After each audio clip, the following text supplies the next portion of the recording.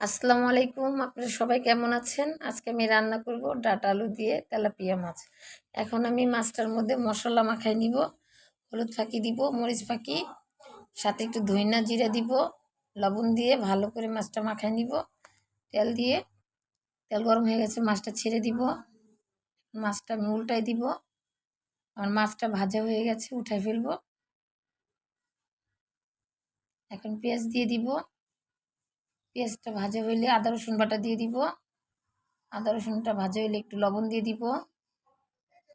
এখন হলুদ দিলাম, সাথে মরিচ দিলাম, ধনিয়া দিলাম, জিরা ফাঁকি দিলাম।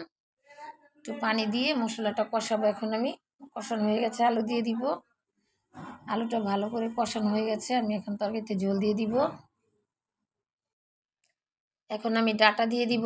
ডাঁটাটা আমি ভাপ দিয়ে রেখেছিলাম আগে, সেটা দিয়ে দিব। নাড়াচাড়া করে এখন তরকারিটা আমার বলক হয়ে গেছে, মাছগুলো দিয়ে দিব তরকারির মধ্যে। মাছটা একটু হালকা হালকা চাপ দিয়ে দিব। তরকারিটা আমার হয়ে গেছে, নামাই ফেলবো। আমাদের নতুন চ্যানেলটিকে সাবস্ক্রাইব করবেন, লাইক কমেন্ট শেয়ার করবেন, আমাদের পাশে থাকবেন।